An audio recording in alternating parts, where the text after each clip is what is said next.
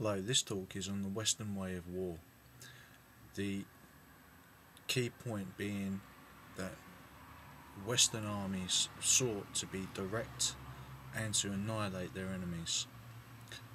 Such details can be seen in books such as Clausewitz on War and in Tom Clancy's Into the Storm, which details General Fred Franks from the 1991 Gulf War, how he developed the concept that would later be taken up by General Schwarzkopf and used to annihilate the Republican Guards. But let's go back, way back to the beginning of warfare. What was the key point at which men decided that war was an effective way to solve political and resource problems?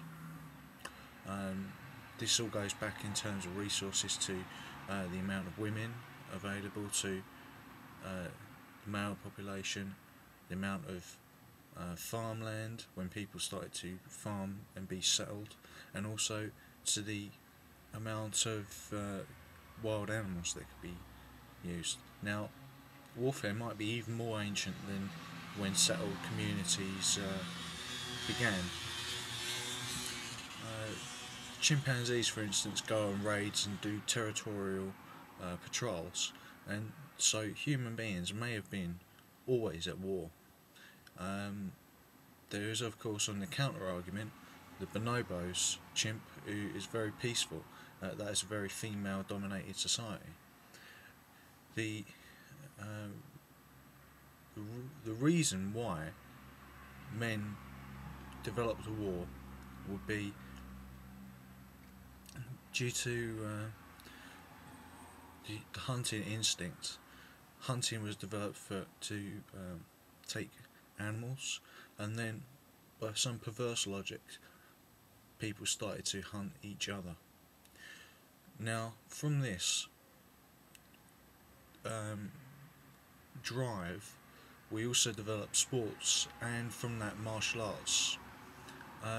In the Greek Olympics you can see the perhaps original martial art, true martial art, is Pancration, and from this it is arguable to say that the Western peoples, the Greeks, the Romans, the Germanic peoples, developed the first martial arts, and it went eastwards rather than westwards.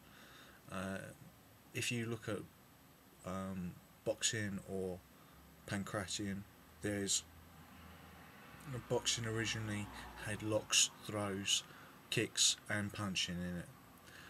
Now from these very simple ideas of what is essentially ritualised combat, developed ways to settle disputes which were relatively, compared to modern warfare, bloodless.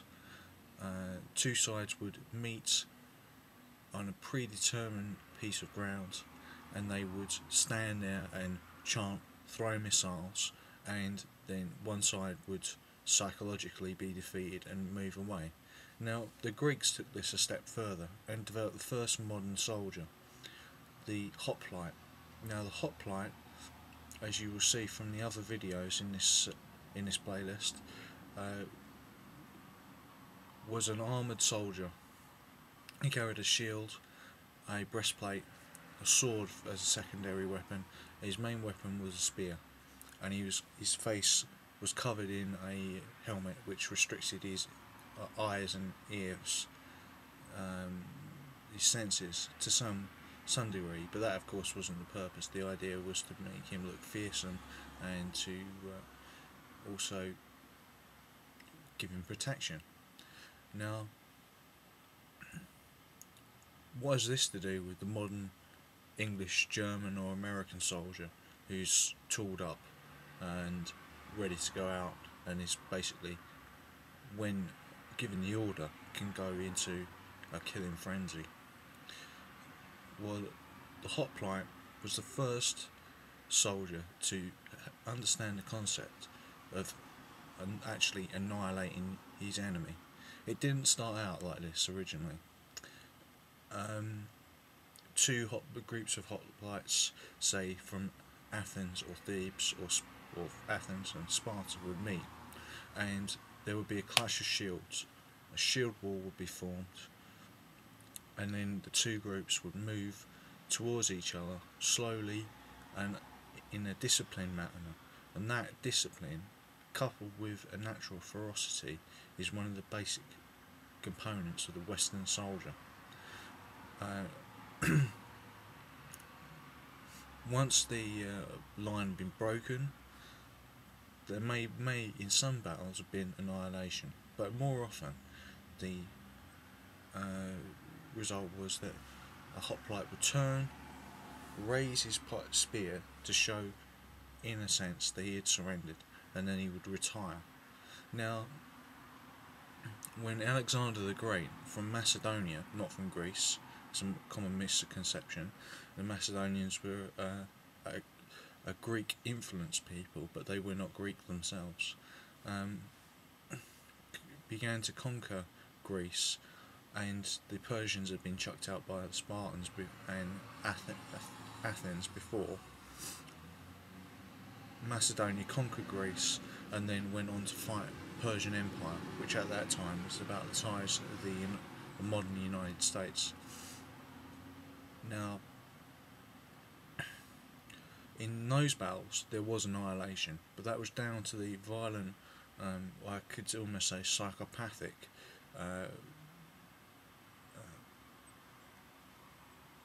nature of Alexander the Great. He was a great general, but he was also a bisexual psychopath. And in one instance, a soldier merely said that the achievements of his father was very great, and that he developed the phalanx. Now, of course, this meant to Alexander that his achievements were only based on those of his father, which was the truth. And so he promptly picked up a spear and stabbed a soldier. So much for loyalty. Anyway, this Greco-Macedonian Persian world, which expanded all the way to the borders of India, and it would have been interesting to see what would have happened if the Greeks had actually got to India, and uncovered the concepts of Indian mathematics, zero, the Indian numerical system. But all this is for a different conversation. What the Indians and the Persians used, of course, was mass shock cavalry in the form of elephants and other camels and things to frighten the Greek horses, and this meant that the Western soldier has always had to deal with the idea of shock and to be able to stand their ground. This is a key component, as the Eastern way of warfare is obviously completely different. Its idea is to avoid any direct physical contact at all. You're using missiles at a range, which seems more sensible, but you don't get that decisive annihilation that Western armies have sought. Now, when the concept of annihilation had sunk in, and Alexander's empire broke up into many different parts, the Persian part eventually became the Parthians, and then Sassanid empires, which were Persian empires, Greco-Persian empires, and used the concept of heavily armoured shock cavalry, and so the Persians had therefore taken on the Western concepts, and such warriors wouldn't be seen until the Middle Ages, being completely enclosed in armour. But in the West, in the Western Mediterranean, a new power had been growing. A small provincial little town called Rome on the Tiber, and at some point during their history they developed the concept of a legion. Now, this may have been something that came out of necessity rather than design, and it gradually did evolve throughout Rome's history. The idea of a short sword rather than a long sword may have been necessity, because you could not necessarily produce